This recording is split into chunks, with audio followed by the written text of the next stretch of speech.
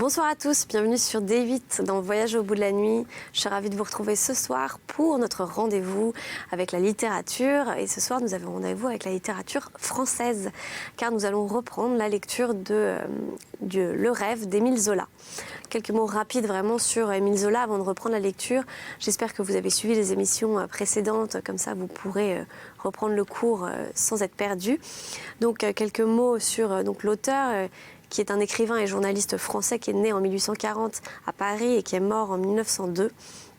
C'est l'un des romanciers français les plus connus, qui a été les plus publiés, les plus traduits et les plus commentés et que je suis sûre vous connaissez tous. Et il a été notamment de nombreuses fois adapté au cinéma et à la télévision. Voilà, donc il a été ce qu'on retient le plus de lui, c'est son œuvre magistrale, Les Rougon-Macquart, qui est une œuvre composée de 20 volumes, et qui dépeint la société française sous le Second Empire. Donc voilà, une vingtaine de volumes, dont les plus connus sont L'Assommoir, Nana et Germinal, et que j'espère et que je pense vous avez déjà lu. Alors, ce soir, par contre, c'est avec Le Rêve que nous allons passer la soirée et que je reprends. Le Rêve, donc, ça fait partie de cette œuvre majestueuse, Les Rougon-Macquart, et il constitue le 16e volume. Il a été publié, lui, en 1888 et traite notamment et surtout de la religion et de la foi populaire de la société française pendant la seconde moitié du 19e siècle. Voilà, donc avant de reprendre la lecture, comme on le dit à chaque début d'émission et très souvent, n'hésitez pas vraiment à réagir sur les réseaux sociaux avec le hashtag VBN. On est toujours ravis de vous lire, on est toujours ravis de savoir que vous interagissez et que parfois vous nous suggérez des livres que vous aimeriez qu'on lise dans l'émission. Voilà, donc je vous souhaite une très bonne soirée. Je reprends la lecture à la page 179. Voyons, reprit Hubertine. Tu as tant de courage que je te parle sans ménagement. Ah, si tu savais, mignonne, comme je te plains et comme je t'admire, depuis que je te sens si fière, si brave, à te taire et à être gaie, lorsque ton cœur éclate. Mais il t'en faut encore du courage, beaucoup, beaucoup. J'ai rencontré cet après-midi l'abbé Cornille. Tout est fini. Monseigneur ne veut pas. Elle s'attendait à une crise de larmes et elle s'étonna de la voir très pâle se rasseoir, l'air tranquille. La vieille table de chêne venait d'être desservie. Une lampe éclairait l'antique salle commune, dont la peine n'était troublée que par le frémissement du coquemar. Mais rien n'est fini. Racontez-moi, j'ai le droit d'être renseignée, n'est-ce pas, puisque ce sont là mes affaires. Et elle écouta attentivement ce qu'Hubertine crut pouvoir lui dire des choses qu'elle tenait de l'abbé, sautant certains détails, continuant de cacher la vie à cette ignorante. Depuis qu'il avait appelé son fils près de lui, Monseigneur vivait dans le trouble. Après l'avoir écarté de sa présence au lendemain de la mort de sa femme et être resté 20 ans sans consentir à le connaître, voilà qu'il le voyait dans la force et l'éclat de la jeunesse, vivant portrait de celle qu'il pleurait, ayant son âge, la grâce blonde de sa beauté. Ce long exil, cette rancune contre l'enfant qui lui avait coûté la mère, était aussi une prudence. Il le sentait à cette heure, il regrettait d'être revenu sur sa volonté. L'âge, 20 années de prière, Dieu descendu en lui. Rien n'avait tué l'homme ancien.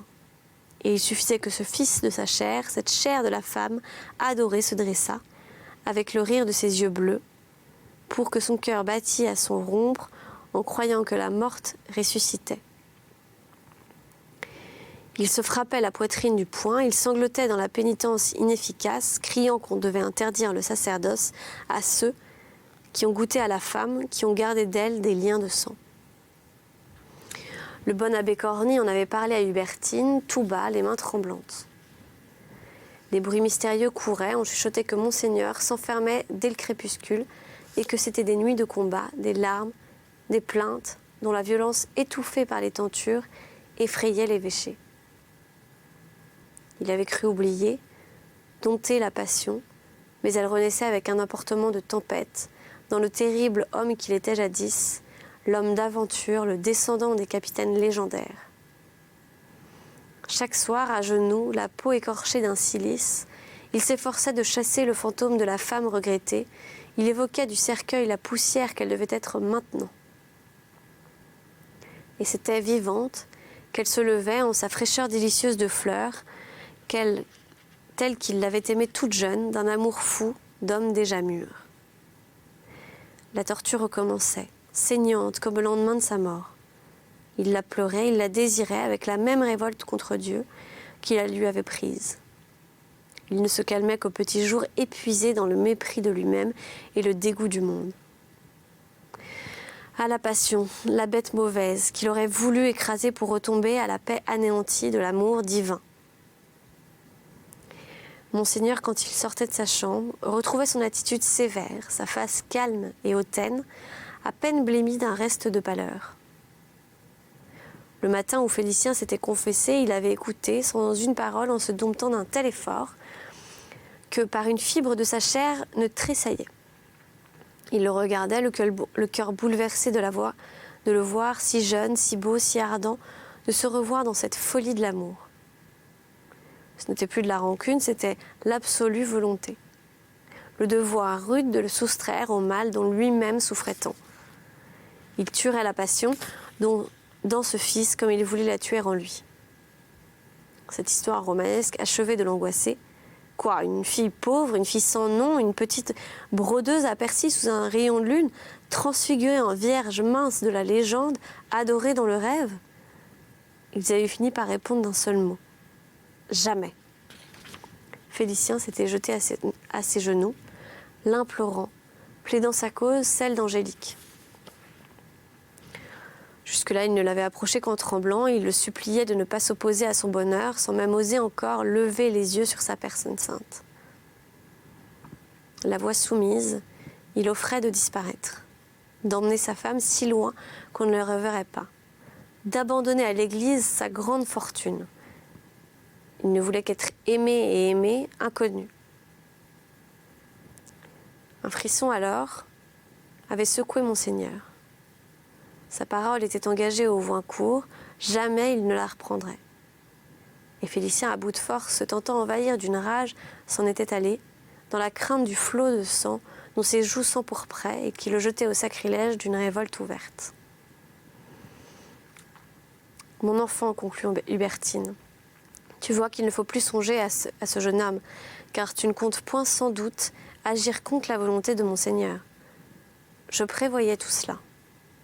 Mais j'aime mieux que les faits parlent et que l'obstacle ne vienne pas de moi. » Angélique avait écouté de son air tranquille, les mains tombées et jointes sur les genoux. À peine ses paupières battaient-elles, de loin en loin, ses regards fixes voyaient la scène, Félicien, au pied de Monseigneur, parlant d'elle, dans un débordement de tendresse. Il ne répondit pas tout de suite, elle continue de réfléchir au milieu de la paix morte de la cuisine, où le petit frémissement du cauchemar venait de s'éteindre. Elle abaissa les paupières, elle regarda ses mains que la lumière de la lampe faisait de bel ivoire. Puis, tandis que son sourire d'invisible confiance lui remontait aux lèvres, elle dit simplement : « Si Monseigneur refuse, c'est qu'il attend de me connaître. » Cette nuit-là, Angélique ne dormit guère. L'idée que sa vue déciderait l'évêque la hantait. Et il n'y avait là aucune vanité personnelle de femme. Elle sentait l'amour tout-puissant, elle aimait Félicien si fort que cela certainement se verrait et que le père ne pourrait s'entêter à faire leur malheur. 20 fois dans son grand lit, elle se retourna, se répéta ces choses. Monseigneur passait devant ses yeux clos. Peut-être était-ce en lui et par lui que le miracle attendu allait se produire. La nuit chaude dormait au dehors, elle prêtait l'oreille pour écouter les voix, pour tâcher de surprendre ce qui les conseillaient les arbres, la chevroque, la cathédrale, sa chambre elle-même, peuplée des ombres amies. Mais tout bourdonnait, il ne lui arrivait rien de précis. Une impatience lui venait des certitudes trop lentes et en s'endormant, elle se surprit à dire : « Demain, je parlerai à Monseigneur. » Quand elle se leva, sa démarche lui parut toute simple et nécessaire. C'était de la passion ingénue et brave, une grande pureté fière dans la bravoure. Elle savait que chaque samedi vers 5 heures, du soir, l'évêque allait s'agenouiller dans la chapelle Haute-Cœur, où il aimait aller prier, tout au passé de sa race et de lui-même, cherchant une solitude respectée de son clergé entier. Et justement, on était au samedi. Elle eut vite pris une décision.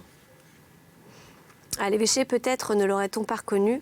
D'autre part, il y avait toujours là du monde, elle se serait troublée, tandis qu'il était si commode d'attendre dans la chapelle et de se nommer à Monseigneur dès qu'il paraîtrait. Ce jour-là, elle broda avec son application et sa sérénité accoutumée. Elle n'avait aucune fièvre, résolue en son vouloir, certaine de bien agir. Puis à 4 heures, elle parla de monter voir la mère Gabet. Elle sortit, vêtue comme pour ses courses de quartier, simplement coiffée d'un chapeau de jardin, noué au petit bonheur des doigts. Elle avait tourné à gauche. Elle poussa le battant rembourré de la porte Sainte-Agnès, qui retomba sourdement derrière elle. L'église était vide, seul un confessionnal de la chapelle Saint-Joseph se trouvait occupé encore par une pénitente, dont on ne voyait déborder que la jupe noire et angélique, très calme jusque-là, se mit à trembler en entrant dans cette solitude sacrée et froide où le petit bruit de ses pas lui paraissait retentir terriblement. Pourquoi donc son cœur se serrait-il ainsi? Elle s'était crue si forte, elle avait passé une journée tranquille dans l'idée de son bon droit à vouloir être heureuse. Et voilà qu'elle ne savait plus, qu'elle pâlissait comme une coupable. Elle se glissa jusqu'à la chapelle Haute-Cœur, elle dut s'y tenir, appuyée contre la grille.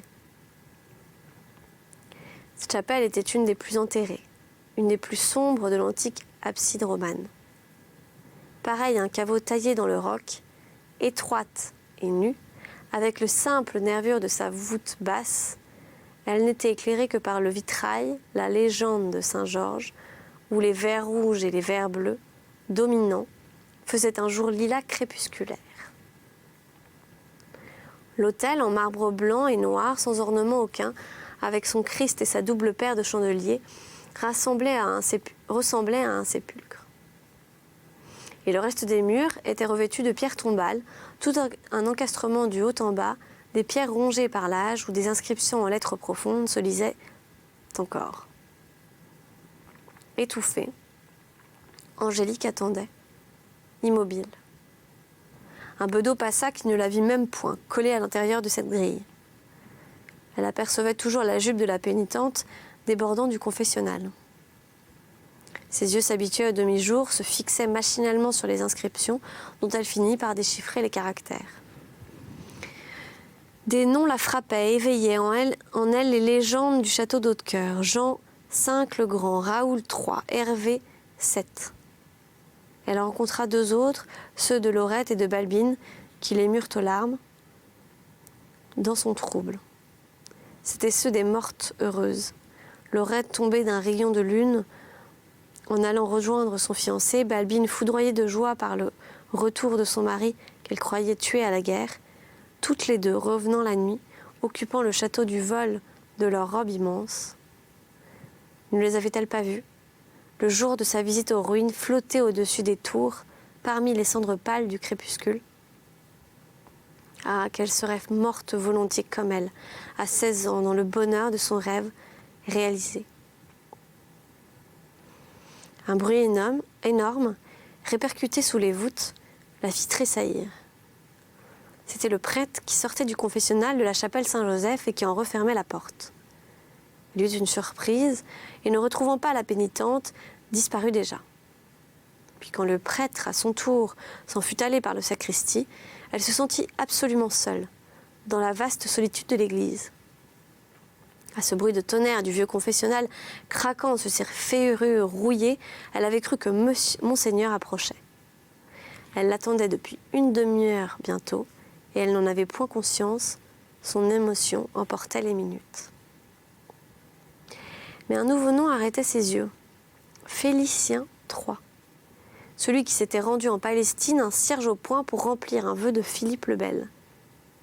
Et son cœur battit, elle voyait se lever la tête, jeune de Félicien VII, leur descendant à tous le bon Seigneur qu'elle adorait, dont elle était adorée. Elle en demeurait éperdue d'orgueil et de crainte. Était-ce possible qu'elle fût là pour l'accomplissement du prodige?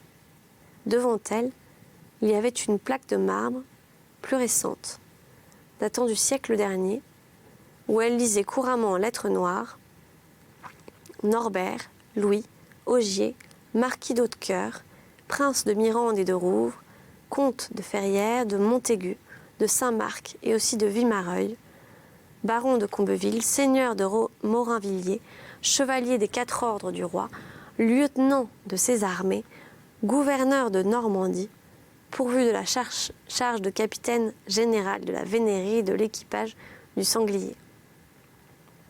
C'étaient les titres du grand-père de Félicien. Elle était venue si simple, avec sa robe d'ouvrière, ses doigts abîmés par l'aiguille, pour épouser le petit-fils de ce mort. Il y eut un léger bruit, à peine un frôlement sur les dalles. Elle se retourna et vit Monseigneur. Et resta saisie de cette approche silencieuse, sans le coup de foudre qu'elle attendait. Elle était entrée dans la chapelle, très grande, très noble, avec sa face pâle, au nez un peu fort, aux yeux superbes restés jeunes. D'abord, il ne l'aperçut pas contre cette grille noire. Puis, comme il s'inclinait vers l'autel, il la trouva devant lui, à ses pieds. Les jambes fléchissantes, anéanties de respect et d'effroi, Angélique était tombée sur les 2 genoux. Il lui apparaissait comme Dieu le Père, terrible, maître absolu de sa destinée. Mais elle avait le cœur courageux. Elle parla tout de suite. « Oh, Monseigneur, je suis venue... » Lui s'était redressé. Il se souvenait d'elle. La jeune fille remarquait à sa fenêtre le jour de la procession, retrouvée dans l'église, debout sur une chaise, cette petite brodeuse dont son fils était fou. Il n'eut pas une parole, pas un geste. Il attendait, rigide. « Oh, Monseigneur, je suis venue pour que vous puissiez me voir. Vous m'avez refusé. Seulement vous ne me connaissez pas. Et me voilà. Regardez-moi, avant de me repousser encore. Je suis celle qui aime et qui est aimée, et rien d'autre. Rien en dehors de cet amour, rien qu'une enfant pauvre recueillie à la porte de cette église. Vous me voyez à vos pieds, combien je suis petite, faible et humble. Cela vous sera facile de m'écarter si je vous gêne. Vous n'avez qu'à lever un doigt pour me détruire. Mais que de larmes. Il faut savoir ce qu'on souffre. Alors on est pitoyable. J'ai voulu à mon tour défendre ma cause. Monseigneur, je suis une ignorante, je sais uniquement que j'aime et que je suis aimée. Cela ne suffit-il point? Aimer et le dire. Et elle continuait en phrases coupées et soupirées. Elle se confessait toute dans un élan de naïveté, de passion croissante. C'était l'amour qui avoue. Elle osait ainsi parce qu'elle était chaste. Peu à peu, elle allait relever la tête. Nous nous aimons, Monseigneur. Lui, sans doute, vous a expliqué comment cette chose a pu se faire. Moi, souvent, je me le suis demandé sans parvenir à me répondre. Nous nous aimons, et si c'est un crime, pardonnez-le, car il est venu de loin, des arbres et des pierres mêmes qui nous entouraient. Quand j'ai su que je l'aimais, il était trop tard pour ne plus l'aimer. Maintenant, est-ce possible de vouloir cela? Vous pouvez le garder chez vous, le marier ailleurs, mais vous n'arriverez pas à le faire qu'il ne m'aime point. Il mourra sans moi comme je mourrai sans lui. Lorsqu'il n'est pas là, à mon côté, je sens bien qu'il y est encore, quand nous ne nous séparons plus, que l'un emporte le cœur de l'autre. Je n'ai qu'à fermer les yeux, je le revois, il est en moi. Et vous nous arracherez de cette union? Monseigneur, cela est divin, ne nous empêchez pas de nous aimer. Il la regardait si fraîche, si simple, d'une odeur de bouquet dans sa petite robe d'ouvrière. Il l'écoutait dire le cantique de son amour d'une voix pénétrante de charme, peu à peu raffermie. Mais le chapeau de jardin glissa sur ses épaules, ses cheveux de lumière lui nimbèrent le visage d'or fin, et elle lui apparut comme une de ces vierges légendaires des anciens missels, avec quelque chose de frêle, de primitif, d'élancé, dans la passion de passionnément pur. Soyez bon, Monseigneur. Vous êtes le maître. Faites que nous soyons heureux. Elle l'implorait, elle courbait de nouveau le front en le voyant si froid, toujours sans parole, sans un geste. Ah, cet enfant est perdu à ses pieds, cette odeur de jeunesse qui s'exaltait de sa nuque ployée devant lui. Là, il retrouvait les petits cheveux blonds, si follement baisés autrefois. Celle dont le souvenir le torturait après 20 ans de pénitence avait cette jeune odorante, ce col d'une fierté et d'une grâce de lys. Elle renaissait, c'était elle-même qui sanglotait, qui le suppliait d'être doux à la passion. Les larmes étaient venues, Angélique continuait pourtant, voulait tout dire. Et Monseigneur, ce n'est pas seulement lui que j'aime encore la noblesse de son nom, l'éclat de sa royale fortune. Oui, je sais que n'étant rien, n'ayant rien, j'ai l'air de vouloir pour son argent. Et c'est vrai, c'est aussi pour son argent que je le veux. Je vous dis cela, puisqu'il faut que vous me connaissiez. À devenir riche par lui, avec lui, vivre dans la douceur et la splendeur du luxe, lui devoir toutes les joies, être libre de notre amour, ne plus y laisser de larmes, plus de misère autour de nous. Depuis qu'il m'aime, je me vois vêtue de brocart comme dans l'ancien temps, j'ai au cou, au poignet des ruissellements de pierreries et des perles, j'ai des chevaux, des carrosses, des grands bois, où je me promène à pied, suivie par des pages. Jamais je ne pense à lui sans recommencer ce rêve et je me dis que cela doit être. Il a rempli mon désir d'être reine. Monseigneur, est-ce donc vilain de l'aimer davantage parce qu'il comblera tous mes souhaits d'enfant, les pluies d'or miraculeuses des contes de fées?